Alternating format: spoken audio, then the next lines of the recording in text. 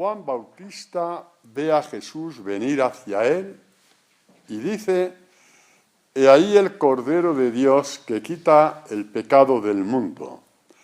Este es por quien yo dije: detrás de mí viene un hombre que se ha puesto delante de mí, porque existía antes que yo. Y yo no le conocía, pero he venido a bautizar en agua para que él sea manifestado a Israel». Y Juan dio testimonio diciendo: «He visto al Espíritu que bajaba como una paloma del cielo y se quedaba sobre él. Y yo no le conocía, pero el que me envió a bautizar con agua me dijo: aquel sobre quien veas que baja el Espíritu y se queda sobre él, ese es el que bautiza con Espíritu Santo. Y yo le he visto y doy testimonio de que este es el elegido de Dios». Palabra del Señor. Podéis sentaros.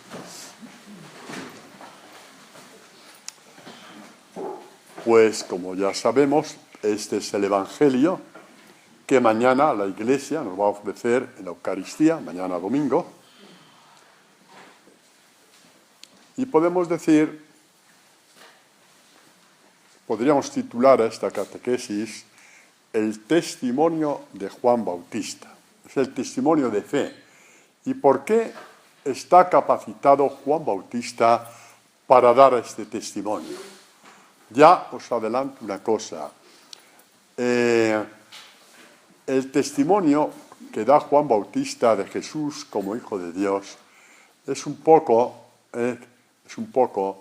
salvando las distancias, el mismo testimonio que podremos dar nosotros, y ahora voy a decir por qué. Empecemos, mirad cómo empieza este Evangelio. Juan Bautista ve a Jesús venir hacia él. Así es como empieza el Evangelio de hoy. Que esto es un poco la esencia de la encarnación. Dios que viene hacia ti. Esto es la encarnación. La encarnación de Dios no es un numerito, para decir qué grande es Dios, que también. No es para qué grandes cosas puede hacer Dios, que también. Pero ¿y tú dónde quedas? Si Dios es grande, ¿tú dónde quedas si estás igual que antes? Lo bueno es que Dios, siendo grande, te hace grande a ti. Como decían los altos padres de la Iglesia, Dios se hizo el hombre para que el hombre fuera como Dios. Entonces, el encuentro con Dios es posible porque Él ha decidido venir a tu encuentro. Así es como empieza, digamos, esta catequesis sobre el testimonio de Juan Bautista. Vio a Jesús venir hacia él. Ya sabéis que en la terminología bíblica, estas frases, cada una encierran toda una catequesis para nosotros, ¿no? Dios ha venido del Padre para encontrarse conmigo. El Emmanuel, Dios con nosotros, ha venido para encontrarse conmigo. Y hace un camino hacia mí, tal y como soy, con todos los desórdenes que tengo en la vida, con todas esas metas inacabadas, con todo eso que queda por construir, con todo lo que me ha salido mal, con todos mis fracasos también. No solamente vamos a hablar de fracaso, no somos masoquistas, pero en toda esa marcada de nuestra vida viene Dios a mi encuentro para poner orden. Para poner orden, ¿no? Para llenar de luz lo que es mi vida concreta. Y aquí empieza el testimonio de Juan Bautista. Yo no le conocía. Digamos que sí, que Juan Bautista era hijo de Isabel. Hay un parentesco entre Juan Bautista y Jesús. Algo habrán dicho, bien su madre, Isabel, bien María, la madre de Jesús, pero no es suficiente. Conocía de oídas, como muchas veces nosotros conocemos de oídas. Incluso la misma Escritura, si no se cumple en nosotros, solamente es una cosa de oídas. Porque el valor de la palabra de Dios, el valor del Evangelio, es cuando se cumple en ti, si no queda solamente de oídas, ¿no? Y aquí enteramos un poquito en el testimonio de fe que nos da Job.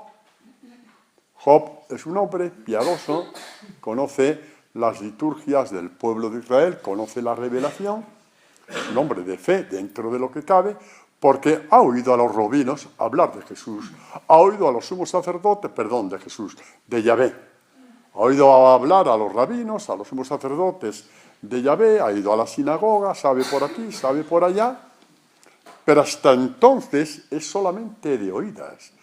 Y la cuestión es que hemos de llegar a esta frase tan bonita de la Escritura, sobre todo de los Evangelios. Hemos oído y hemos visto. Es decir, que lo que has oído, una vez que se cumple en ti, ya entras dentro de ti, que puedes ver, oír, tocar y palpar, como dice Juan en su primera carta. Por eso decía que, salvando las distancias, nuestra experiencia de fe va por ahí. El saber de oídas es necesario, saber las cosas. Claro que es necesario saber las cosas. Conocer textos de la Escritura es fundamental. Pero es a todas las luces insuficiente. Porque una vez que oímos, esta palabra tiene que cuajar en ti, vas dando unos pasos y lo que has oído cobra vida. Y ya puedes decir que has visto al Hijo de Dios actuar en ti. En tantos momentos de tu vida, donde te encontraste con un callejón sin salida, has preferido la solución del Evangelio. Y cuando has preferido la solución del Evangelio, más que tu propia solución, has visto que Dios se te ha manifestado. Has pasado de un oír al ver, ¿no? Oigamos la experiencia de Job, ¿no? El testimonio de Job, como ya al final, el libro de Job, después de todas lo que podríamos llamar todo este desasosiego que ha tenido Job con Dios, un desasosiego fuerte de no comprender lo que le está pasando, cómo ha pasado de la altura a lo más bajo, cómo ha pasado, pues eso, a una vida donde se le ha ninguneado totalmente, ¿no? Donde le dicen que lo que le está pasando es castigo de Dios. Y Job dice que no, que sí, que puede ser un pecador, pero que no, que eso no es un castigo de Dios, que ahí tiene que haber algo muy serio. Y lo que estaba Dios de serio que estaba quitando el polvo o los pedruscos que se habían puesto entre su alma y Dios por un cumplimiento solamente de oídas. Y lo quita de un zarpazo, bajándole de lo alto a lo bajo, y cuando ya Job comprende a este Dios y ve a este Dios y se da cuenta de este Dios dentro de él, es cuando habla así. Y Job, este es el último capítulo, ¿no? El libro de Job. Cuidado, que la vida de Job es la nuestra. Sí, la historia nuestra, como discípulos de Jesús, está ya en grandes trazos marcada en la experiencia de Job, que termina de esta forma tan bella.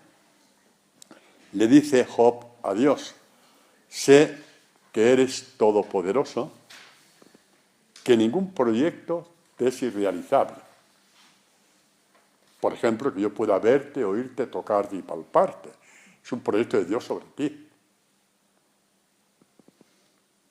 Con estos sentidos del alma, como decía San Agustín, ¿no? Que tiene la capacidad de ver, oír, tocar y palpar.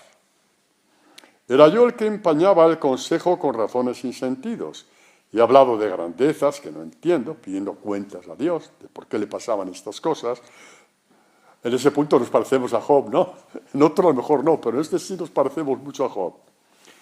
Dice: escucha, deja que yo hable. Voy a interrogarte y tú me instruirás. Ya reconoce a Dios como maestro. Yo te conocía solo de oídas. Ahora mis ojos te han visto. Te conocía, que significa intimar en el lenguaje bíblico, de oídas. Y por eso un día estaba para arriba, otro día estaba para abajo, un día rezaba, otro día no tenía ganas de rezar, un día... Porque al vaivén de mi estado de ánimo, de oídas, no hay un fundamento ahí en mi relación contigo. Ahora mis ojos te han visto. No es que Dios haya visto a Job, porque Dios es espíritu. pero ya adelanta lo que son los ojos del alma, o lo que San Pablo llama los ojos del corazón en la carta a los Efesios. Esta es la buena noticia, como siempre, que esta experiencia la podemos hacer. Y Juan Bautista parece como aquel que da este testimonio de cómo la fe pasa de ser de oídas al cumplimiento. Nuestra misma oración, por ejemplo, puede ser una oración de oídas nada más. Rezar porque hay que rezar, porque me dicen que hay que hacer esto, porque me dicen que los laudes son muy bonitos, porque me dicen que lo otro es muy bonito, lo demás allá también. Pero a lo mejor te pasas toda tu vida rezando de oídas, sin darte cuenta de que estás hablando con Dios y que Dios está aceptando que hables con Él.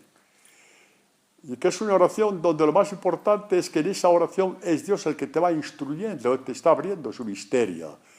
Y si te está abriendo su misterio, te está abriendo en su intimidad. Y el día que tú abres una palabra y la entiendes como nunca la has entendido, no es que seas más listo que el día de ayer, es que Dios te ha visitado y te ha abierto a la palabra. Como esto bien lo sabemos ya, ¿no? Por ahí va la fe. Y por ahí va la oración también. Hay una oración de oídas que no te cambia la vida. Que cuando estás con mucho fervor te parece que te comes el mundo y cuando no tienes fervor parece que el mundo te come a ti. Mientras que esta oración, desde el hablar del corazón del alma y que Dios te va instruyendo, es una oración, digamos, en que tú ves cómo vas creciendo como discípulo del Señor. Cómo vas creciendo como discípula. La fe, Dios no juega contigo. Dios te va poniendo peldaños en tu fe en que tú vas creciendo, vas aprendiendo a rezar, vas aprendiendo a adorar, vas aprendiendo a abrir la palabra. Y esto solamente hay un maestro, que es Jesucristo. A nadie llaméis maestro. Nadie os puede enseñar a abrir la Escritura. Solamente vuestro maestro. Otra cosa que nosotros nos reunamos en ejercicios y de manos del maestro aprendemos a cómo nos abre la palabra. Pero yo no os he enseñado a ninguno de vosotros. Digo, vamos a hacer la experiencia a ver si es verdad. Y hemos visto que sí, que es verdad. Pero yo no os he enseñado a nadie. Os he enseñado un estilo para hacer los laudes, eso sí, pero nada más. El resto ya es entre tú y tu maestro, que es Jesucristo. ¿De acuerdo, no? Pues por ahí va la cosa. No hagamos proclamaciones de fe de oídas, no hagamos oraciones de oídas porque toca rezar, porque me lo pide mi grupo, porque me lo pide mi movimiento, porque me lo pide mi congregación comboniana, Eso, si es solo por eso, nunca llegarás a puerto alguna, porque rezarás de oídas. Nunca hablarás con Dios y nunca Dios se pondrá contigo como maestro para revelarte su interioridad, su misterio, su corazón. Y revelarte cuánto te quiere, porque lo está revelando en cada palabra que se abre. La fe es bellísima. Así, la fe es bellísima. Todo el dinero del mundo no se puede poner a disposición para pagar esta fe. Es un don de Dios, es un milagro de Dios este tipo de fe, que está al alcance de todos. Está al alcance de todos. Lo sabemos muy bien, ¿no? Está al alcance de todos. Sin lugar a dudas, ¿no? Bueno, Juan dice, yo no lo conocía, pero Dios me envió y me dijo, vete al Jordán, ponte ahí a predicar, irá gente a oírte, tú les vas a bautizar. No va a ser el bautismo en el Espíritu Santo, que es el bautismo que tenemos cuando nos hemos bautizado de pequeños, pero es un bautizo de preparación para acoger al Mesías. Y cuando veas que baja el Espíritu Santo en forma de paloma, aquel sobre quien se posa el Espíritu Santo, que toma posesión de él, ese es mi hijo. Bueno, ¿quién es capaz de obedecer una cosa así? ¿Quién es capaz de obedecer una cosa así?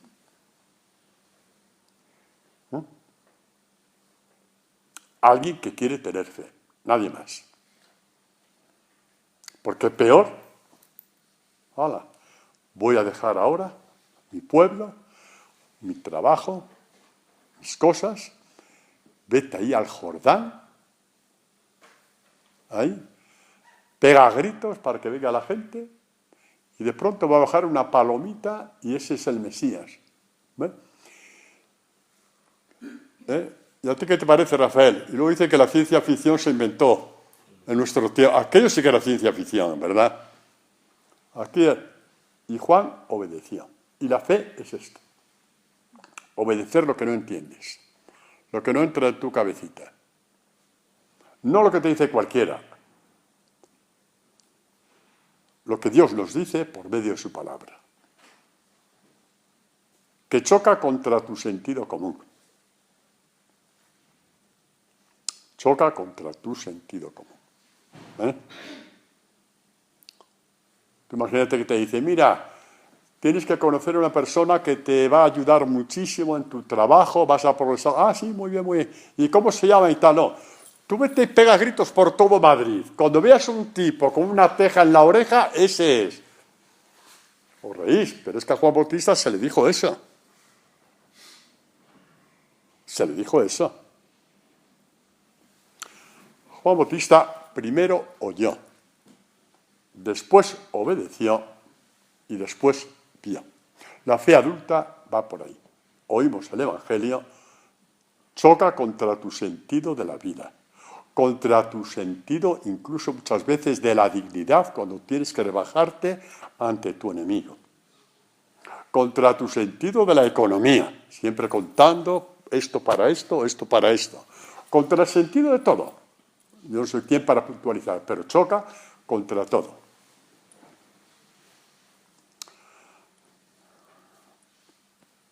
Y si resulta que en ese choque ganas tú, pierde Dios contigo. Es muy duro lo que estoy diciendo, ¿eh? Pierde Dios contigo. Pierde tu fe. No digo que te salvarás o no te salvarás porque no me toca a mí, porque el Evangelio no es para esto. Eso le toca a Dios. Porque el Evangelio es el útero donde Dios nos forma como discípulos suyos. El Evangelio está en orden al discipulado, a dar un testimonio ante el mundo, de que hay una sabiduría mayor que la del hombre, que es la de Dios, y que está impresa en el Evangelio, y que rompe todos los cánones, que rompe todas las medidas, que rompe lo que nosotros tantas veces decimos sentido común, que es el menos común de los sentidos, como dice la gente cuando nos pegamos contra la pared, ¿verdad que sí? Pues sí. Así que Juan Bautista vio, obedeció, primero oyó, igual que nosotros cuando oímos la predicación, o cuando ves el Evangelio en tu casita y ves que se te abre una puerta y tienes miedo de pasar por ahí, porque da la impresión de que te mueres, da la impresión de que, en fin, de que qué sé yo. Esa es la puerta en la cual tú vas a ver y conocer a Dios, de corazón a corazón, de espíritu a espíritu. Y cuando conoces así a Dios, vas a hacer algo parecido a nivel, digamos,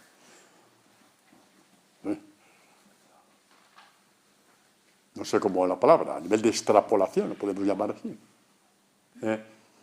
De cuando Adán vio a Eva, que había salido de su costado, y dijo Adán, esto sí que es carne de mi carne y hueso de mis huesos.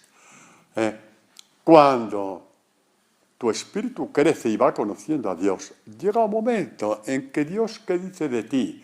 Esto sí que es espíritu de mi espíritu, por obra de la palabra en la que has creído, como creyó Abraham, contra toda esperanza, contra toda lógica muchas veces, porque la lógica del mundo la tienes metida en la meninge. La lógica del príncipe de este mundo la tienes metida en la meninge, incluso en tu forma de relacionarte con Dios. Porque si había alguien que se relacionaba con Dios, era el pueblo de Israel. Más rezos que ellos imposibles, y sacrificios, y ayunos, y todo. Pero sin embargo, no pudieron aceptar a Dios, Jesucristo. No iba con su lógica religiosa, porque era la del príncipe de este mundo. Y eso queda ahí como tentación para todas las generaciones. Hermanos, Dios nos llama a la libertad de espíritu. Dios nos llama a crecer. Dios nos llama a ser felices, a ser bienaventurados. desde su razonamiento. Y no es fácil creer en el razonamiento de Dios, porque choca con el tuyo. Choca con el tuyo. No podemos dejar a Dios de postre. Si no tengo nada que hacer, pues voy a hacer esto. Si no tengo... No podemos hacer esto. Si los que venís a esta comunidad pensáis así, esta comunidad se hubiera muerto al mes y medio. Porque Dios hubiera aborrecido una comunidad así, que se viene por cuando no tienes otro compromiso, por ejemplo, ¿no? Esto lo digo no para meteros el dedo en el ojo, sino para decir que Dios mantiene a esta comunidad tantos años. Lo habéis puesto por encima de todas las demás cosas. ¿Está claro? A veces decimos acerca de que Juan primero oyó y después vio y conoció. Y desde entonces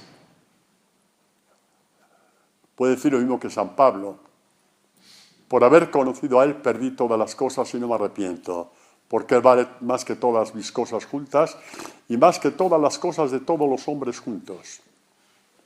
Y por eso no me arrepiento de haberle conocido, de haber dado los pasos para conocerlo. Tengo que tener, en la experiencia de Pablo hay que tener siempre muy presente.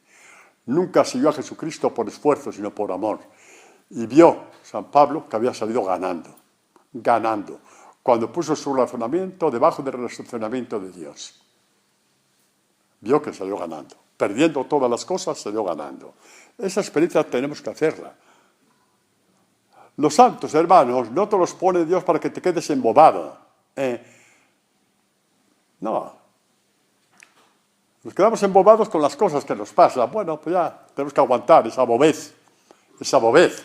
¿No? Eso es. Pero Dios se te manifiesta para hacerte crecer, como hombre, como mujer, para que seas un triunfador, según Él, en ese triunfo que permanece eternamente.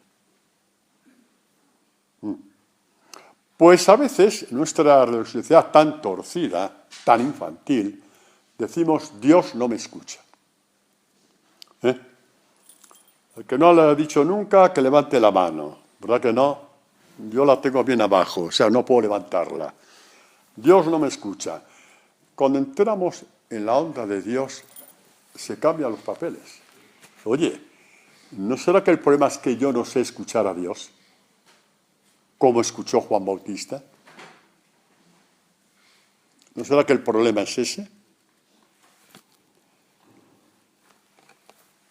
Habrá que partir un poquito, hacer una oración desde una cierta y gran humildad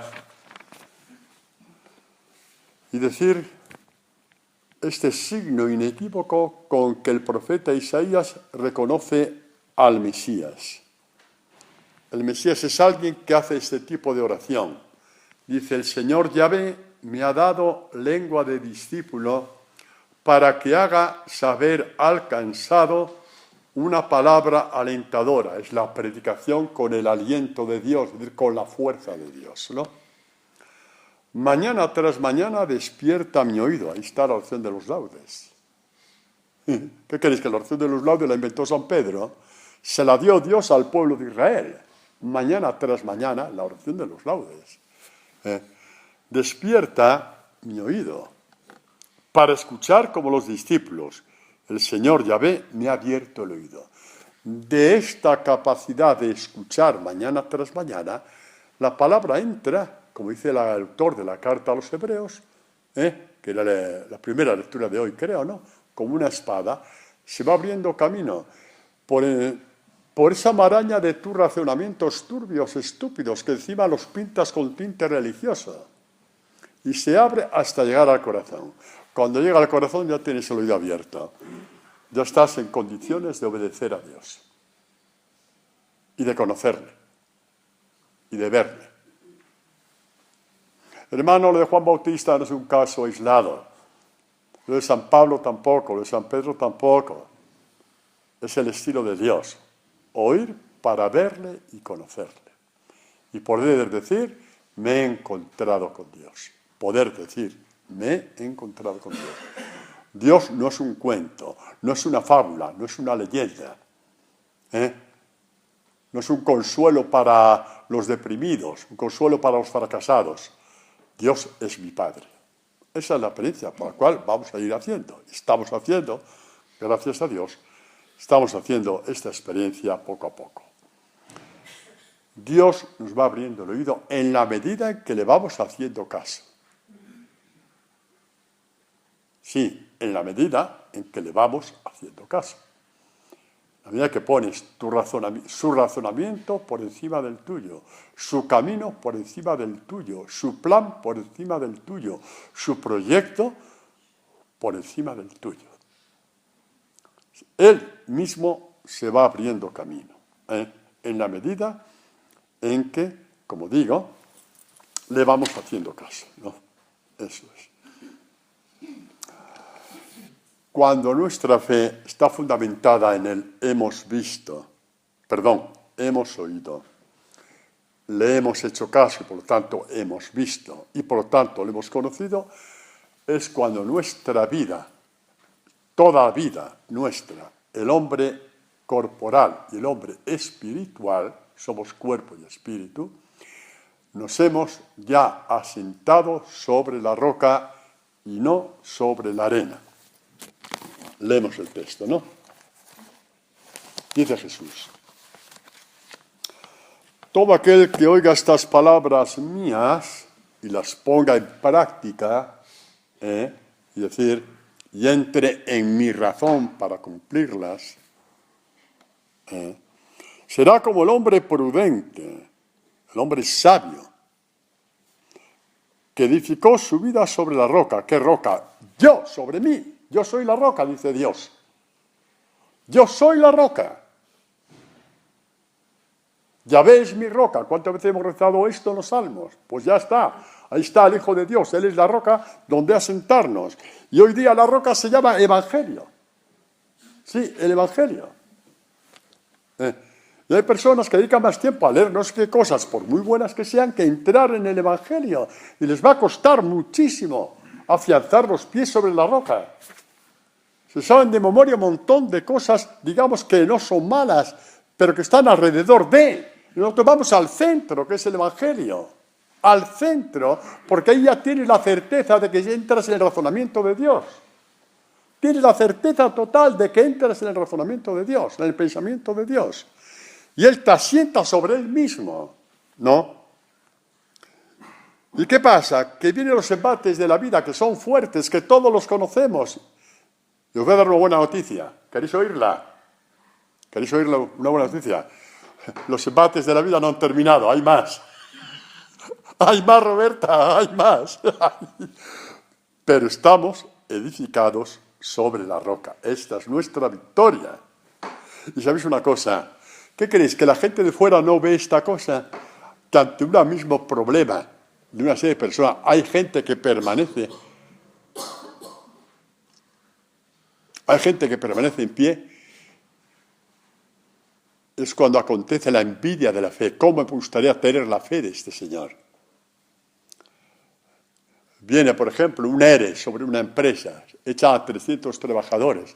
Se cae el mundo para todos. El problema es el mismo para... Y hay 2, 3 o 4 que dentro de la gravedad, que no saben qué van a dar de comer a sus hijos de aquí a un mes, siguen inalterables. Son los discípulos que han crecido. Son los discípulos que han crecido. Y así tantas cosas, la visita de la enfermedad, que estamos todos expuestos a ella. ¿Qué dice el segundo salmo de las vísperas de los domingos, que es siempre el mismo, creo? Que dice, el justo no temerá las malas noticias. No dice el justo no tendrá malas noticias. No. Va a tener las mismas malas noticias que Pepito, que Juanito y que Francisquito. Las vas a tener igual que todo el mundo y se llaman malas, no se llaman buenas. Porque al bien se le llama bien y al mal se le llama mal. Y al sufrimiento se le llama sufrimiento, y a la tristeza se le llama tristeza, y a la alegría se le llama alegría, y todo esto nos va a visitar. Pero no temeremos las malas noticias. nos levantaremos por encima de ellas. Esto es la fe del discípulo, la fe del que ha oído, ha visto y ha conocido. La fe de quien ha entrado en intimidad con Dios.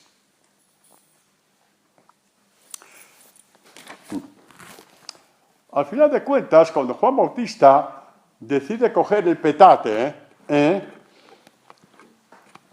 y la sombrilla, como que se va a Torremolinos, y se planta en el Jordán, a ver qué pasa, se está apoyando sobre la roca de la palabra que ha recibido. Se está apoyando sobre la roca de la palabra que Dios le ha dado. Y por eso puede testificar, yo no le conocía, pero aquel que me dijo, vete al Jordán, haz esto y tal, cuando veas que baja el Espíritu sobre, qué cosa más rara, como ver yo una paloma, ¿cómo será esto? Bueno, pues voy para allá, y fue.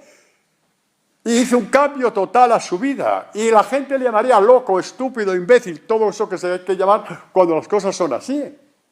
Seguramente que todo esto pasó. Segurísimamente, empezando por su familia. Sin lugar a dudas que fue así. Pero la palabra que él había recibido estaba por encima incluso de la familia, jolines. Le dirían de todo hasta que Dios le visitó y Dios cumplió esa palabra inverosímil. Bajó del cielo la paloma, el Espíritu Santo en forma de paloma, y se posó sobre Jesús. No es que planeó, no, se posó. Tomó posesión de Jesús. A partir de ahí empezó la predicación del Evangelio. Cuando el Espíritu Santo tomó posesión de Jesús, empezó la vida pública de Jesús. Se empezó la predicación, empezó Jesús a llamar a los primeros apóstoles, que es lo que veremos, si Dios quiere, el próximo sábado. Es que es así. La fe es preciosa, pero no juguemos. Es preciosa, no hay nada más precioso que la fe. Pero entremos, por favor, en el razonamiento de Dios. No pretendemos hacernos de listos con él, porque lo intentaron los fariseos y los sumos sacerdotes, y al final terminaron en la peor de las humillaciones posibles, haber preferido a Barrabás por encima de Jesús. No hay mayor humillación que haber hecho esto, como cuando a ti te humilla un pecado grave. ¿Pero cómo he hecho esto yo? Imaginaos cómo se quedaron los fariseos, y todo el pueblo de Israel, y los sumos sacerdotes. ¿Pero cómo es posible que a un asesino, a un tal, a un cual como Barrabás, lo hemos puesto encima de Jesús, que aunque no fuera Dios, no ha hecho daño ninguno? ¿Entendéis? Hasta estas barbaridades se llegan. No, hermano, no se llegan. Llegamos.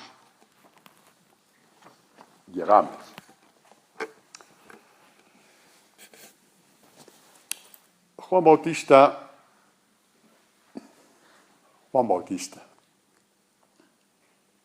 representa el espíritu orante de aquellos salmos que encarnaron los anahuín, que ya sabéis de quién estamos hablando, los que decidieron vivir bajo la tutela de Yahvé, bajo la tutela de Dios, bajo el razonamiento de Dios, bajo la forma de pensar de Dios. ¿Qué queréis? ¿Que la conversión es coger una piedra de 80 kilos y subir al Himalaya y bajar con ella? ¿Ensangrentándote las espaldas? No, la fe es someter tu razonamiento al razonamiento de Dios, que es mucho más difícil que cargar una piedra de 80 kilos y llevártela al Himalaya. Porque tu persona muere para que viva Dios en ti. Muere el hombre viejo, como dice San Pablo en la carta a los Efesios. Eso es mucho más pesado que cargar una piedra de 80 kilos. Que muchas veces, como dice San Pablo, solamente sirve para llenar tu ego. Cierto sacrificio solamente, lo dice San Pablo, solamente para llenar tu ego. Cuando lo que Dios pide es simplemente que entres en su forma de razonar y pensar. Y que no te inventes esas cosas, porque Él nunca las dijo, al menos de esa forma. Pues Juan Bautista, yo me lo imagino a este hombre yendo hacia el Jordán con toda una serie de dudas e interrogantes. Mira que si no es verdad, mira que si es una ilusión mía, vaya forma de hacer el idiota si de aquí a un mes vuelvo con el rabo entre las piernas diciendo era mentira todo, me he equivocado.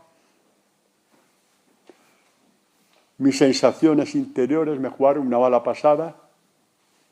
¿Cómo iría Juan Bautista cuando dijo voy a creer? Pues a lo mejor, pues como dice aquí el salmista, en ti, Dios mío, me cobijo, no sea yo confundido jamás. No me defraudes. No sea confundido. No venga yo como un idiota del Jordán diciendo que aquí no ha pasado nada, ni palomita ni palomito. Era todo una ilusión, porque así como hay ilusiones ópticas, también hay ilusiones auditivas. Cuidado. Cuidado, que así como hay espejismos ópticos, también hay, y está demostrado científicamente, espejismos auditivos. La única forma de saber si estás en un espejismo o no es si esto nace de la predicación del Evangelio o no. Ahí ya tienes buena garantía.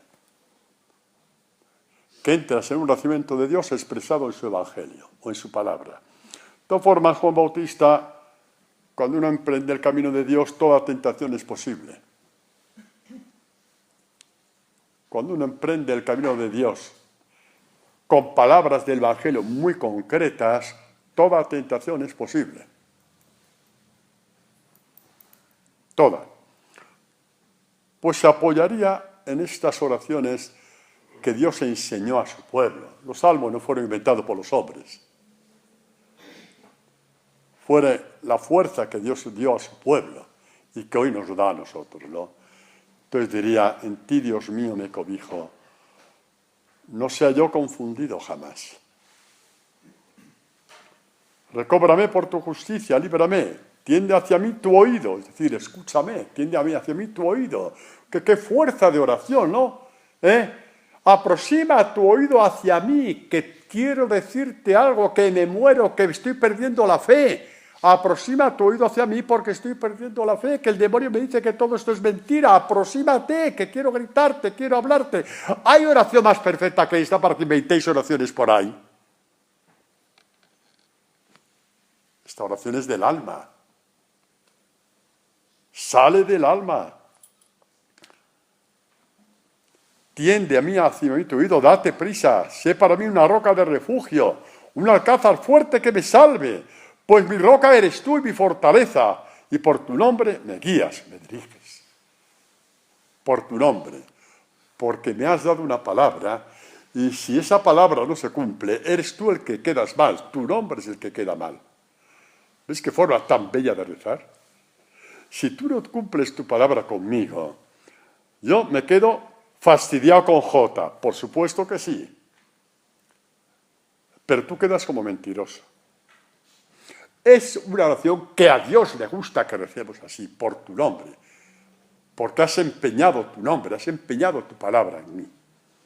Es una forma bellísima de hablar con Dios, y a Dios le encanta que hables así. A Dios le encanta que le hables así. De hombre a hombre, o de mujer a hombre, que no sé, que a lo mejor es peor todavía, no lo sé. Ahí ya no me meto, en ese berenjenal ya no me meto.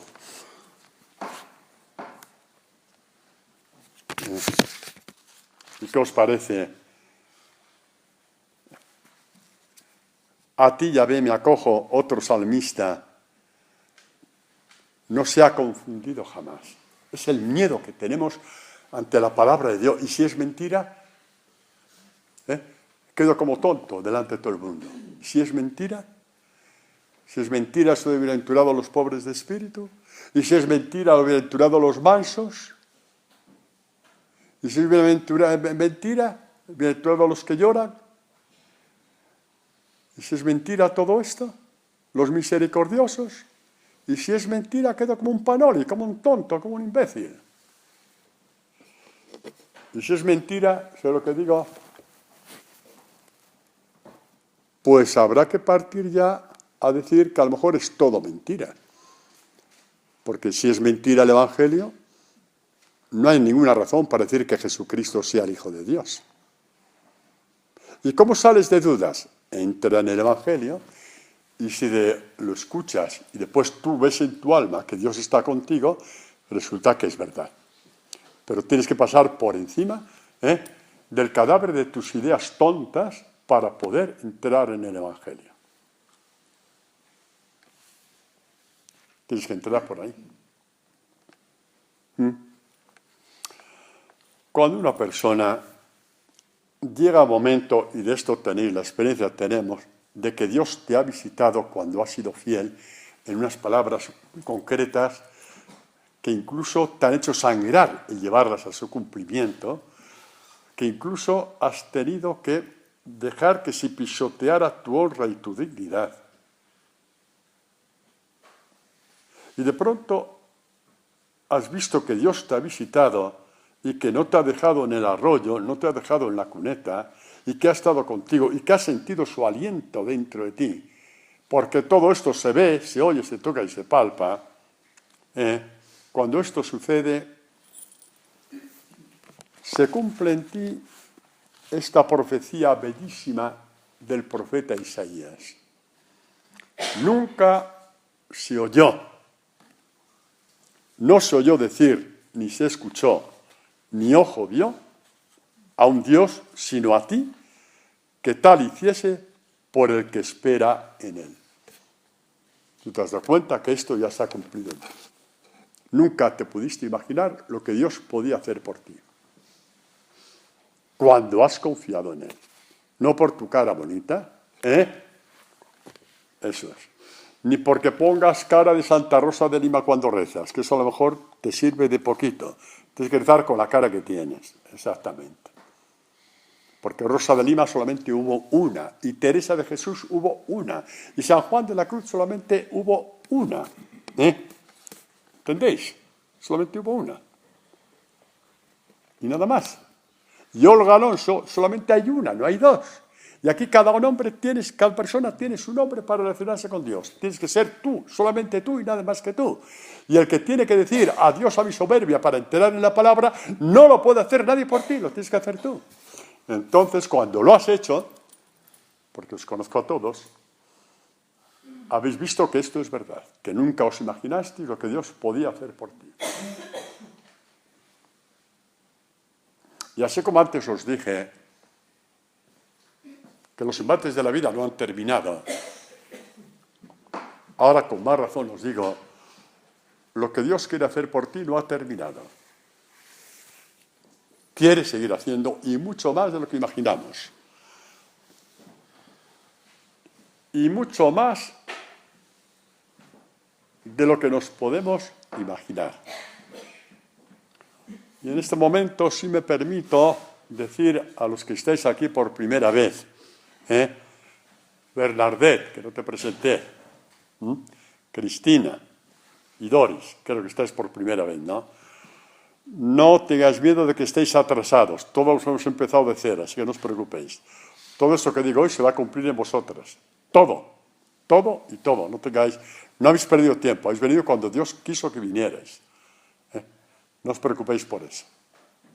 Todos empezamos de cero, aquí, incluido el que predica. Pero sí podemos afirmar que nunca nos imaginamos que Dios pudiese hacer tanto como ha hecho con nosotros. Y repito, las cartas que tiene en la manga a nuestro favor son todavía innumerables. Y las irá poniendo una detrás de otra, y nosotros tenemos testigos.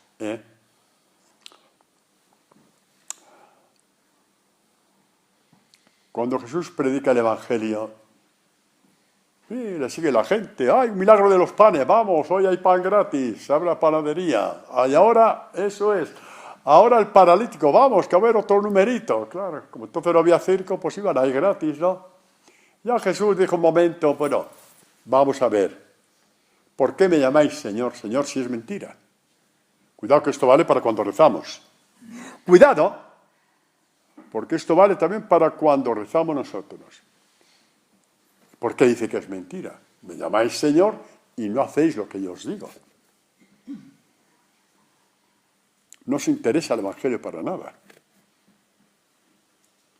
No lo veamos esto como un reproche, sino como un camino, una puerta que tenemos que ir abriendo. Porque resulta que has abierto la puerta 1000 veces, pero se te vuelve a cerrar. Porque el demonio es pugnetero, con GN, cuidado, pugnetero. Y te cierra la puerta y tienes que volver a abrirla hasta que ya queda abierta para siempre, porque ya te fías totalmente de Dios. Porque ya te fías totalmente de Dios. Y ahí ponemos la figura de la Iglesia. La figura de la Iglesia es fundamental. Lo esencial de la Iglesia es la predicación del Evangelio. Hermanos, lo esencial del Evangelio, de la Iglesia, es la predicación del Evangelio. Y por eso, hasta de subir a los cielos, Jesucristo les da la flor y nata, el broche de oro de la misión de la Iglesia. Id y anunciad el Evangelio para hacer discípulos. Para hacer discípulos.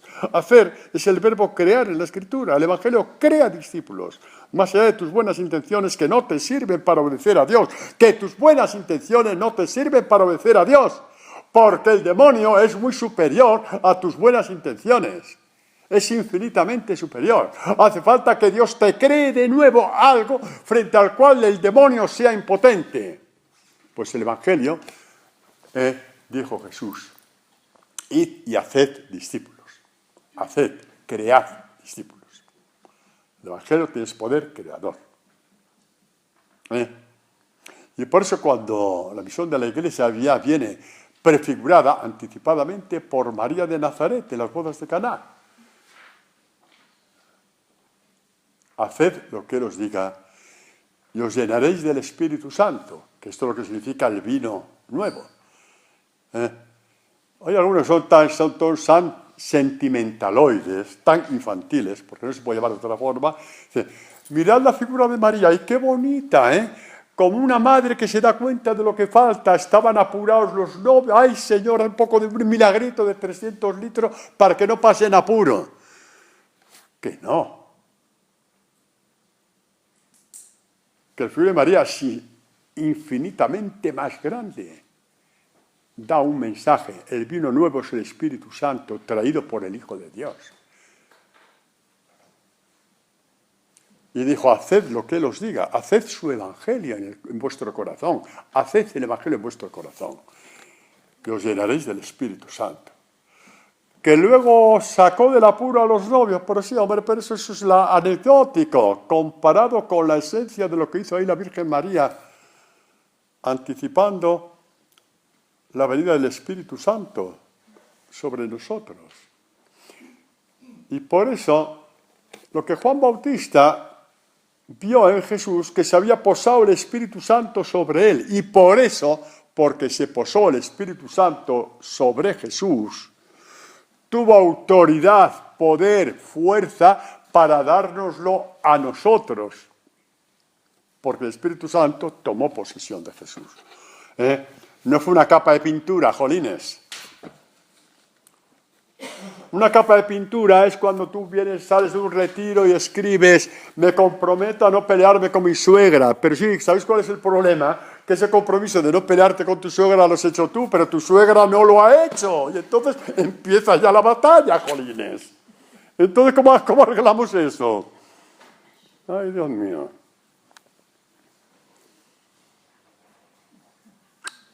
A no ser que te llenes del Espíritu Santo.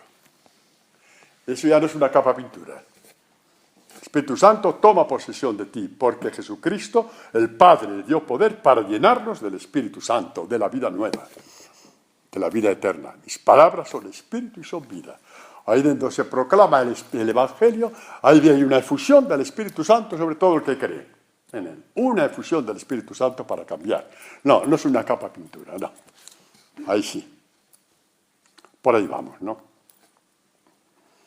Y por eso ver la figura de María, como anticipa la misión de la Iglesia. Haced lo que él os diga. ¿Y qué dijo Jesús? Evangelio. Mirad las aves del cielo, mirad los lirios del campo, bienaventurados los mansos, bienaventurados los que buscan que Dios les haga justicia. Estos son los mansos.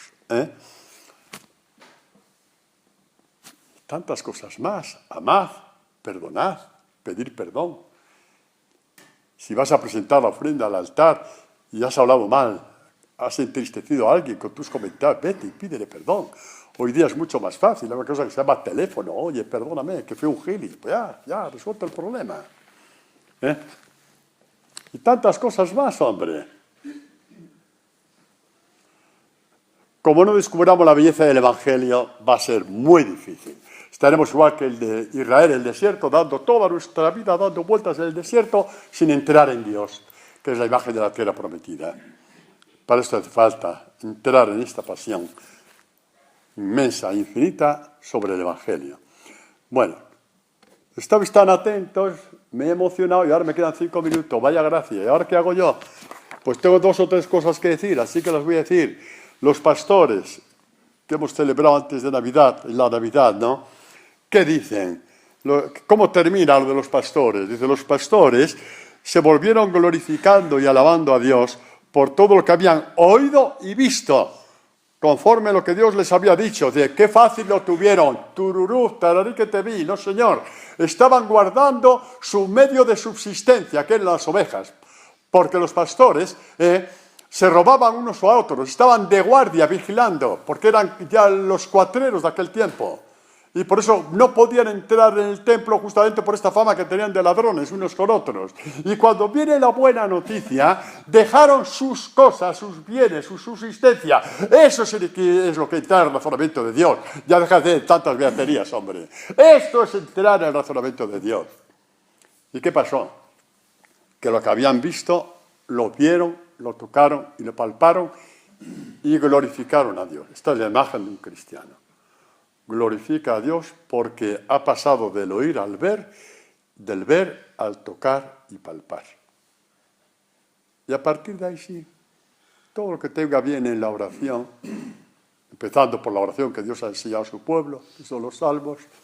¿Te gusta la novena San Francisco Javier? Hazla. ¿Te gusta la novena de Inmaculada? ¡Hazla! ¡Hazla! No hay ningún problema, no hay contradicción. El problema es cuando hay lo otro, pero no hay lo esencial. Entonces sí. Está más tonto que Bartolo. Jolines.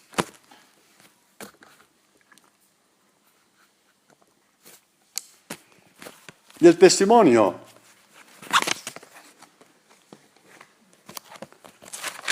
De los apóstoles, Juan y Pedro. Un testimonio bellísimo. Cuando va María Magdalena, ¿no?, al sepulcro de madrugada. Estáis en la imagen preciosa de la iglesia. María Magdalena es una imagen preciosa de la iglesia. Una mujer en aquel tiempo, de madrugada, al sepulcro. Tiene que atravesar las murallas. Las murallas eran donde vivían las prostitutas. Había ahí toda clase de maleantes. Esta mujer va sola, no llevó ningún amparo. Fue.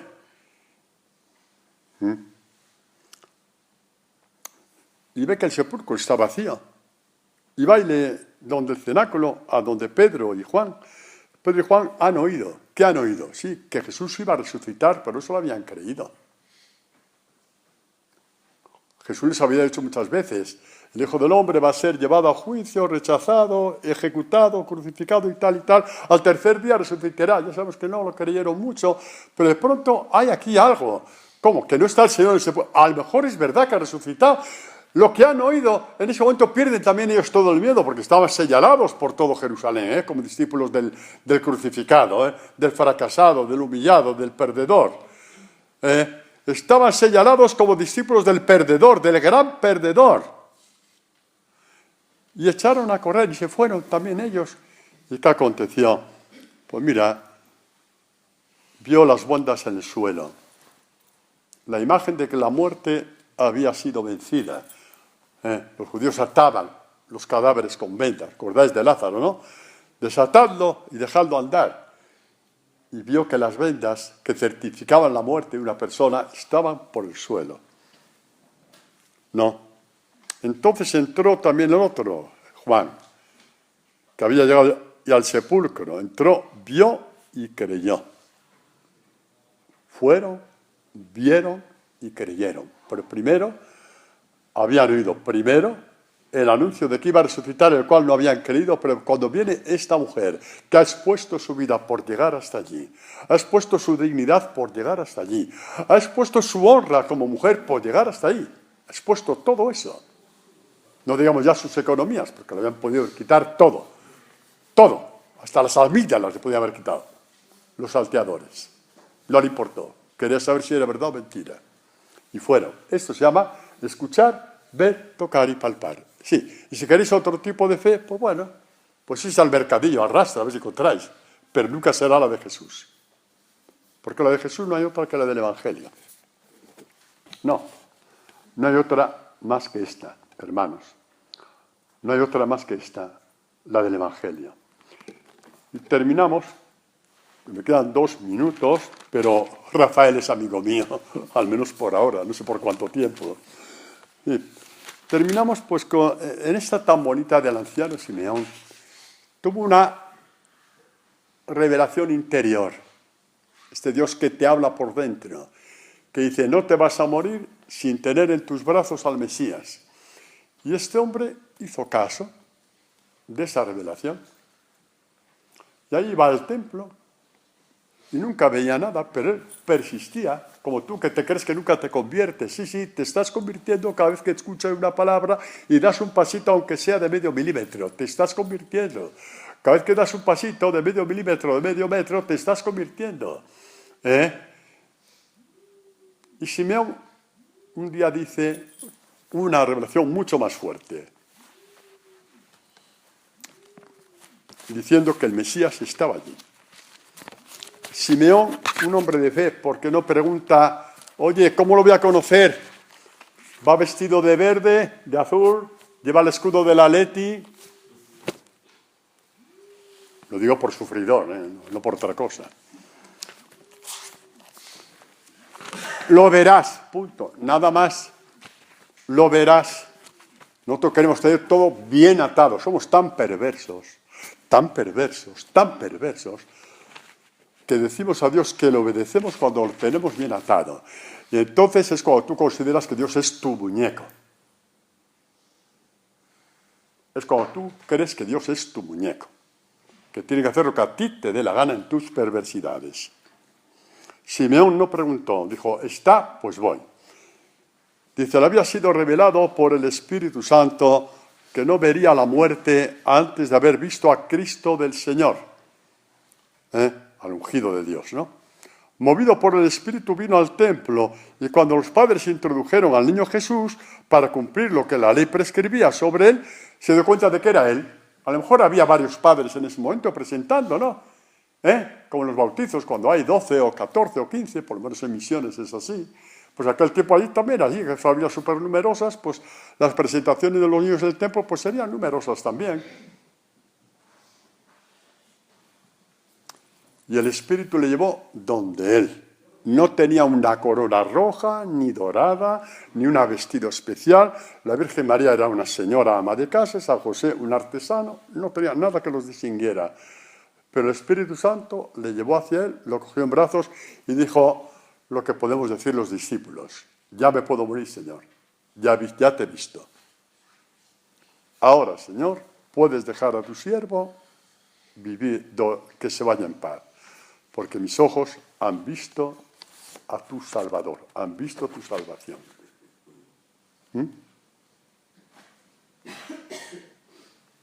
Según tu palabra, fue movido por la fuerza de la palabra. Toda la fuerza que tiene la palabra queda estéril en ti si no crees. Tendrás que creer en ella y ponerte a caminar.